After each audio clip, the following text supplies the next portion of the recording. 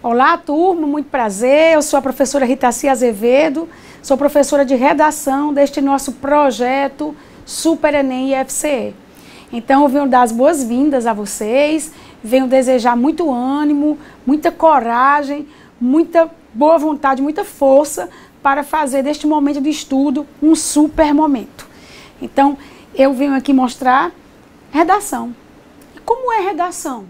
Realmente não há uma fórmula, né? Vocês já sabem muito bem, vocês vão ter que ganhar um gosto para argumentar, para projetar um texto. E eu venho falar das nossas competências neste módulo inicial, das nossas competências exigidas na prova de redação Enem. Antes quero trazer alguns lembretes. Que lembretes? Nós precisamos ter muita disciplina. Nós temos que estudar toda semana, temos que assistir aos vídeos, repeti-los se for preciso, fazer as anotações necessárias, fazer as questões antes que os professores as façam nos vídeos. Vocês têm 4 questões para acompanhar nos vídeos de todas as disciplinas do Super Enem. E vocês têm 4 questões extras ainda. Com essas questões extras, vocês vão fazer um super estudo, né? Vocês vão aprofundar os estudos e os conhecimentos. Ritaci, então são 8, isso. 4 resolvidas nos vídeos e 4 feitas por você, mas calma. Os professores vão disponibilizar gabarito comentado das outras 4. Então, para cada módulo semanal, vocês vão ter 8 questões. Como vocês têm 5 módulos por semana, vocês vão ter 40 questões. 8 vezes 5, 40. Então, faça as contas. São muitas semanas. E a quantidade de questões é boa. Agora, além disso, vocês ainda vão se preparar para 4 simulados. Do Provão 1, 2 e do Provão 2 mais 2. A primeira dupla de simulados vai ocorrer no fim de setembro e a segunda dupla no fim de outubro. Agora vamos parar de falar sobre isso. Você vai ter que escutar também algumas orientações que vão ser muito importantes para suas técnicas de estudo. Você vai ter que se organizar bem direitinho em relação ao horário de estudo. Depois a gente volta a falar disso mais um pouquinho. Vamos para a redação mesmo agora. Turma, quais são as competências em que você é avaliado na redação Enem? Prova tão importante, afinal de contas, vale sozinha até 1000 pontos. Vamos ver aqui que competências são essas. São 5. Cada uma vale 200 pontos. Competência número 1. Observem os elementos que estão nela. Escrita, vocabulário, gramática. Escrita envolve a letra, maiúscula e minúscula, o uso da letra adequada, você não rasurar a sua redação, você translinear adequadamente na sua redação. O que é isso? Ao fim de uma linha, se uma palavra não tiver sido escrita completamente, você precisa colocar o hífenzinho e passar o restante da palavra para a linha seguinte. Isso se chama translineação. Mas depois falaremos disso com mais calma. Então, a escrita envolve uso de letras, translineação, uso de acentos, ausência de rasura e envolve também evitar repetição de palavras. Porque você precisa demonstrar que domina o vocabulário suficientemente para evitar repetições desnecessárias. Também é preciso demonstrar que domina esse vocabulário sem escrever palavras chulas, sem escrever oralidades, sem escrever coloquialismos, escrever palavras num bom nível para a redação. Não precisa escrever palavras dificílimas, demonstrar um vocabulário bastante erudito, não é isso. Precisa ter um vocabulário coerente, conveniente para o tipo de texto que você está produzindo. E você tem a gramática também. A gramática envolve outros conhecimentos, além dos conhecimentos de escrita e vocabulário. Você vai ter que se preocupar com a concordância verbal e nominal, com a regência verbal e nominal, com o emprego dos pronomes, com o posicionamento dos pronomes, com o sinal indicador de crase, o sinal grave, que migra da escrita para a regência, da regência para a escrita. Então você vai ter que ter essas preocupações, se organizar direitinho. Você vai ter alguns módulos voltados para esses conhecimentos da competência 1. Já no nosso módulo 2, nós nos encarregaremos de trabalhar a competência 1. E levando essa competência no bolso, 200 pontos garantidos. Não deixe passar desvio, faça revisão e tudo vai dar certo. Gente, a competência 2, importantíssima. É a competência que diz respeito ao tema, à tipologia textual e ao repertório sociocultural. Vou explicar um pouco de cada. Evidentemente, nas aulas que virão, nós vamos aprofundar tudo isso. Então, o que é tema, turma? Tema é um recorte de um assunto. Tema é o recorte de um assunto. Vamos imaginar aqui o assunto esporte. O assunto esporte. É algo amplo, muito amplo. Desse assunto, eu poderia puxar um tema, ou muitos outros. Eu poderia puxar, por exemplo, a origem do esporte no mundo ocidental. Eu poderia puxar o tema, as consequências do esporte para o jovem. Os efeitos da prática de esporte na vida da juventude. Eu poderia puxar o tema, o preconceito no esporte. Então, observem que os temas são delimitações de um assunto, que é algo bem amplo. Se eu lhe dou o tema, o preconceito no esporte no Brasil, você não deve se empolgar e falar sobre a origem do esporte, os tipos de esporte, as consequências do esporte para a vida do homem. Eu não lhe pedi isso. Por mais que você seja conhecedor, conhecedora do assunto esporte, você precisa andar na linha. E a linha é o tema. Eu lhe pedi para falar sobre preconceito no esporte no Brasil. Só interessa preconceito no esporte no Brasil. Também não interessa você ir discutir sobre preconceito. O que é o preconceito? Que tipos de preconceito existem nas sociedades? Como se manifesta o preconceito? E deixando o tempo e as linhas passarem sem se deter no que realmente foi pedido. Preconceito no esporte, só no esporte. E aqui, só no Brasil. Entendido, turma? Então, diferenciar bem direitinho o tema de esporte. Não deixar a empolgação tomar conta de você e você tangenciar. Então, tenham muito cuidado. Tipologia textual. Em muitos vestibulares, pode ser pedido a você um texto dissertativo argumentativo, como o Enem pede. Mas pode ser pedido também um texto narrativo, ou um texto descritivo, ou um texto injuntivo, ou um texto misto, narrativo, descritivo. Então, a tipologia textual diz respeito a essas questões. Nós sabemos que um texto não precisa ser puro no que diz respeito à tipologia textual. O que significa isso? Eu vou fazer um texto dissertativo argumentativo e eu trouxe uma certa opinião no meu parágrafo 2. Eu estou dando um exemplo. E neste parágrafo 2, para mostrar que a minha opinião é válida, é interessante, eu contei durante 2 linhas um pequeno fato. Esse fato que eu não narrei só por narrar. Eu narrei para comprovar uma opinião que eu expus. Eu narrei como forma de provar o que eu disse. Aí tudo bem, viu, gente? Nesse caso, tudo bem. Agora, existem candidatas que escolhem o parágrafo 2 da redação e passam assim 7, 8 linhas narrando o fato. Aí, gente, está fugindo da tipologia textual. Por quê? O que deve ocorrer é uma preocupação com a expressão de opiniões, a expressão de pontos de vista, a expressão de argumentos. Levemente uma descrição, se for necessário, se valer a pena, se tiver serventia, se tiver utilidade para a argumentação. Levemente uma narraçãozinha, se você realmente for fazer daquela narração um elemento que ajuda a comprovar sua opinião, a mostrar que ela é válida ou até sua tese inteira. Muito bem. Repertório sociocultural. O que é o repertório sociocultural? Não é aquele momento em que você esnoba conhecimentos por esnobar.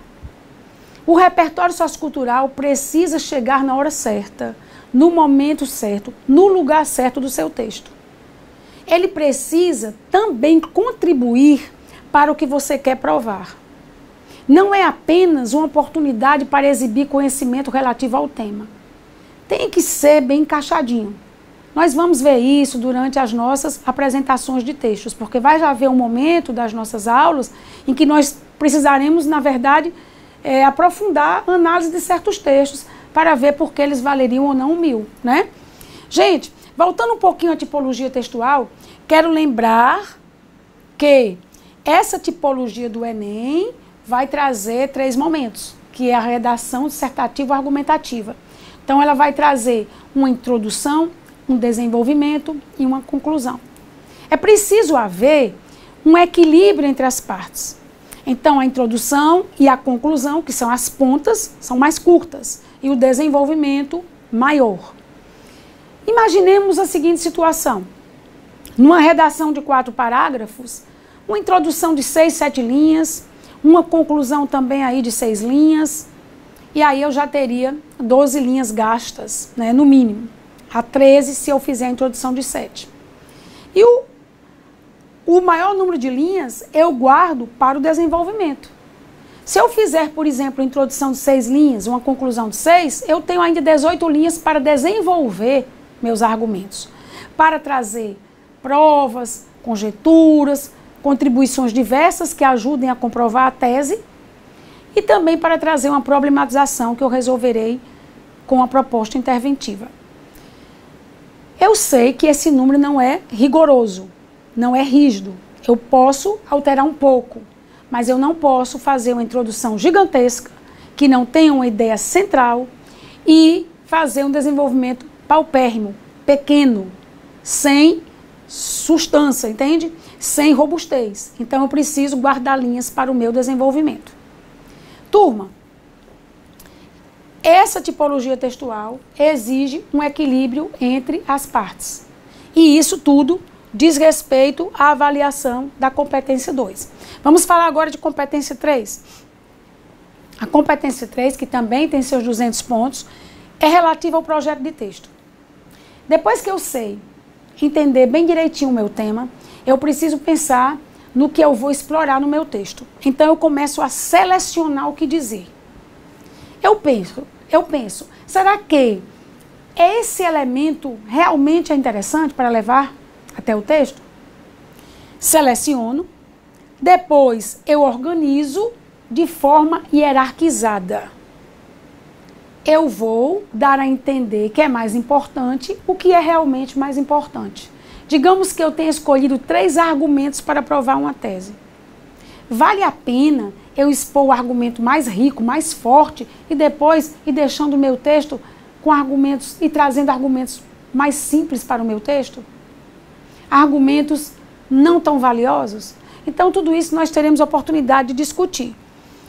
A competência 4 é a competência relativa à coesão e à coerência. É uma competência que vai ser avaliada na superfície do texto. Você precisa demonstrar com palavras que há uma relação entre as partes da sua frase, entre as suas frases, entre os seus parágrafos.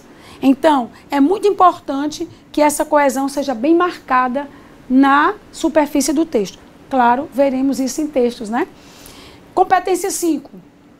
Diz respeito à proposta interventiva.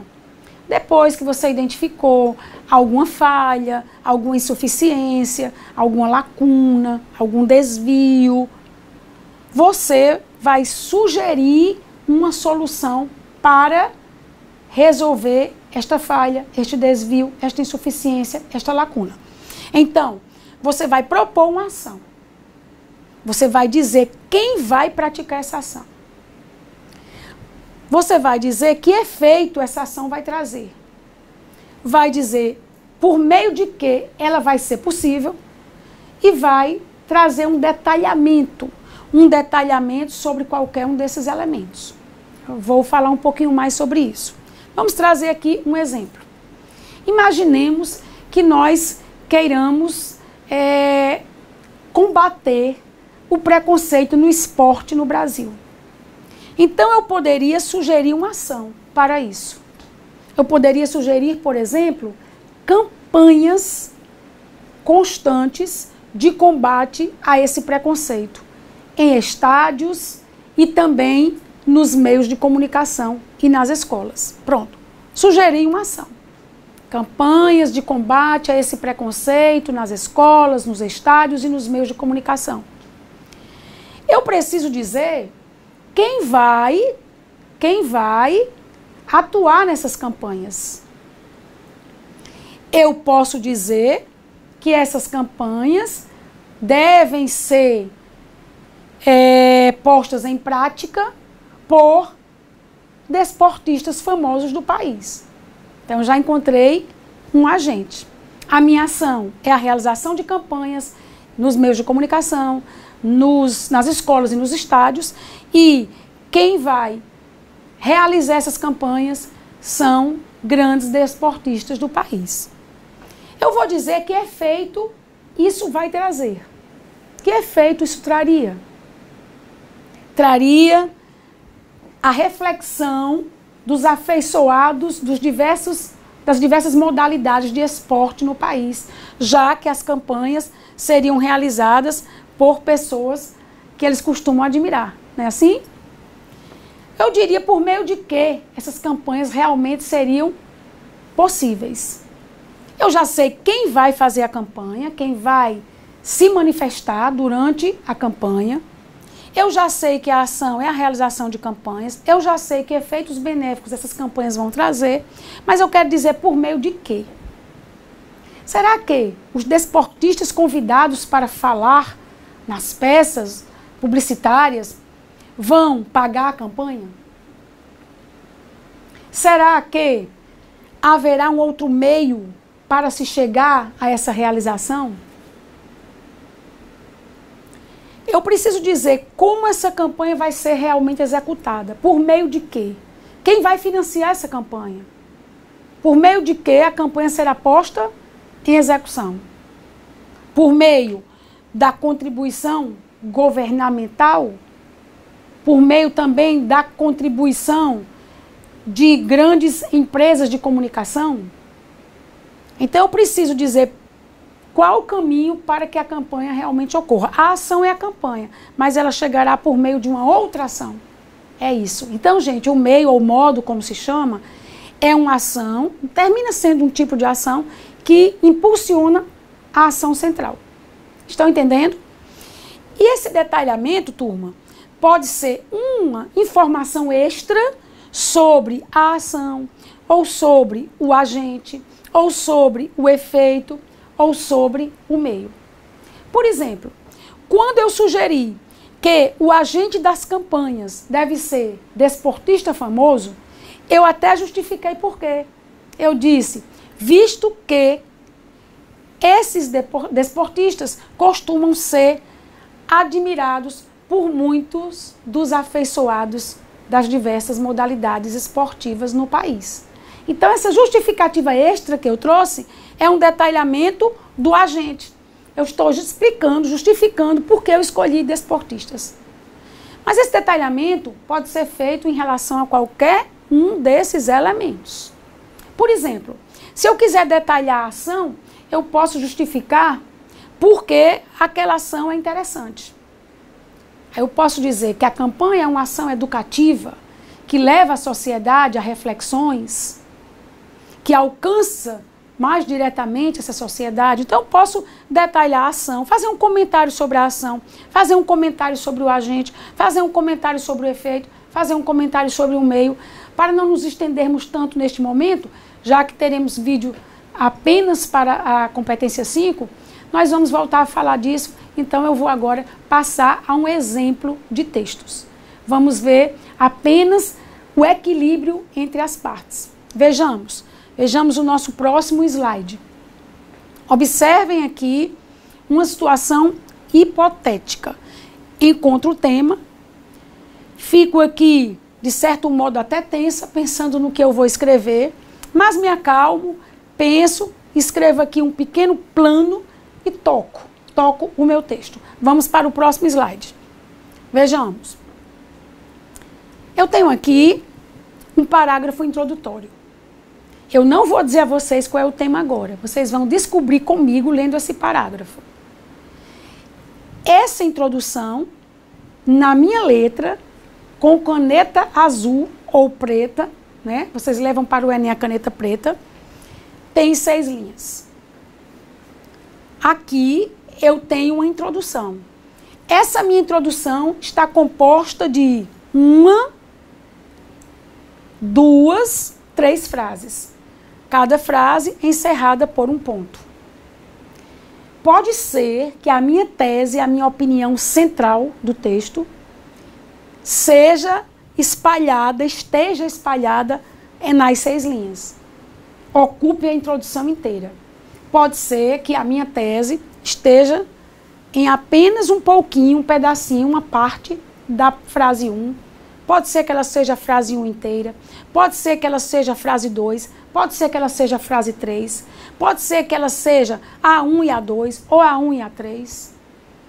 O que eu estou querendo dizer a vocês é que tese não é obrigatoriamente a introdução inteira. É só isso, para que vocês fiquem mais tranquilos.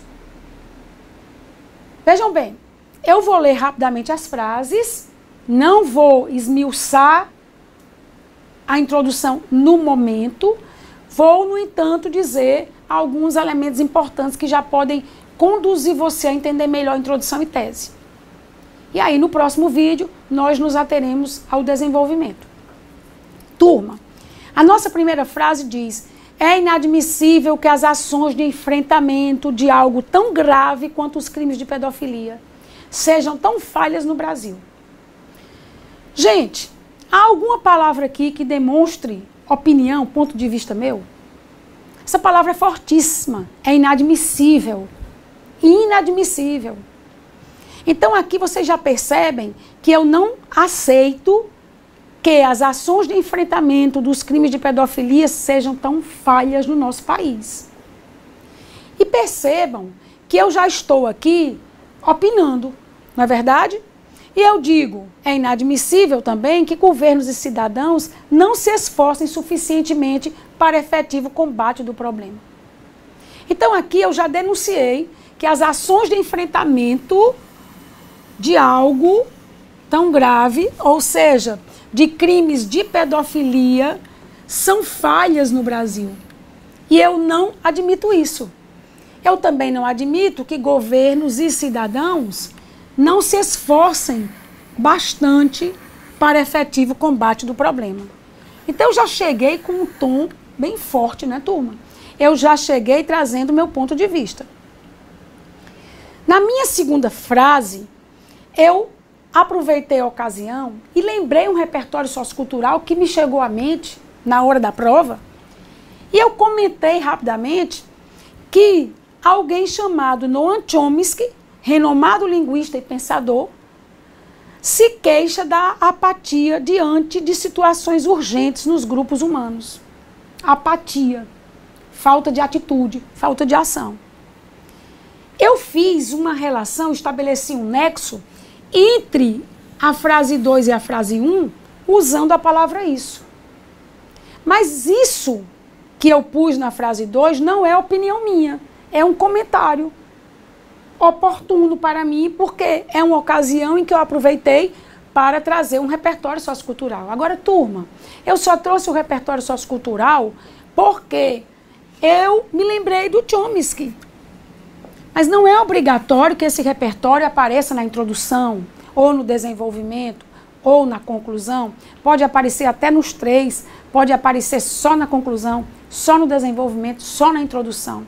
Eu estou comentando isso para que vocês não fiquem aterrorizados, achando que a cada momento vocês vão ter que trazer um repertório. Em seguida, eu disse, no que tange ao enfrentamento em questão, vale dizer que tal apatia é notória e que não se pode prescindir de medidas enérgicas e imediatas.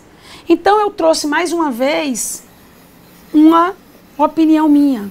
Eu estou dizendo que é preciso haver medidas enérgicas, medidas firmes e imediatas. Então, observem que eu posso dizer que eu tenho uma introdução de 6 linhas, distribuída em 3 frases, e que eu trouxe um ponto de vista na frase 1 e na frase 3. A do meio foi um comentário oportuno. Então, meu ponto de vista é que não há um enfrentamento efetivo contra os crimes de pedofilia no Brasil e também de que sociedade e governo não atuam adequadamente para que haja esse enfrentamento. E que eu acho que é preciso haver medida enérgica imediata. Entendido? Então, isso aqui é o que eu penso sobre o quê, gente? Agora me diz, gente, qual é o tema dessa redação? Será que o tema é pedofilia? Não, Rita C. Pedofilia é assunto, é algo bem amplo. Será que o tema é consequências dos crimes de pedofilia no Brasil? Também não. Será que o tema é causas do avanço da pedofilia no Brasil? Também não. O tema é o enfrentamento dos crimes de pedofilia no Brasil. O que você pensa dele, Rita C., desse enfrentamento? Eu acho que ele é insuficiente. Eu acho que ele não é efetivo. Eu acho que é preciso acrescentar medidas enérgicas e imediatas. Isso é a tese. Compreendido, turma? E eu quero que vocês, antes de nós encerrarmos, observem que eu aqui plantei uma certa ideia para o restante do texto. Por exemplo, na minha última frase, eu sugeri que é preciso haver medidas enérgicas e imediatas. Em que momento eu vou mostrar tais medidas? O que vocês acham? Eu vou mostrar essas medidas na minha proposta interventiva. Na minha proposta interventiva. Não tenham pressa. Não precisam colocar uma vírgula depois da palavra imediatas e sair dizendo exemplos de medidas. Espere um momento. A introdução apenas planta uma semente. Quando você chegar ao fim, você traz essas medidas. Entendem? Então, aqui eu já preparo um esquema lá para o final da minha redação, para o meu parágrafo número 4. E quando eu mostro que as ações de enfrentamento são falhas, o que vocês acham que eu devo fazer no meu desenvolvimento? Que vai ficar para o próximo vídeo. Evidentemente, eu devo comentar que falhas são essas e explicar por que há essas falhas, o que está por trás, que erros são esses. E aí eu vou provar o que eu disse na minha tese. Entendido, turma? Então, no desenvolvimento, eu vou comentar essas ações que não estão trazendo resultado, vou dizer por que elas não trazem resultado e depois vou sugerir as que eu quero acrescentar, que eu acredito que são bem melhores, são enérgicas e devem ocorrer de imediato. Então, aqui a gente se despede neste vídeo, mas a gente volta já já com o desenvolvimento desse texto. Até mais, galera!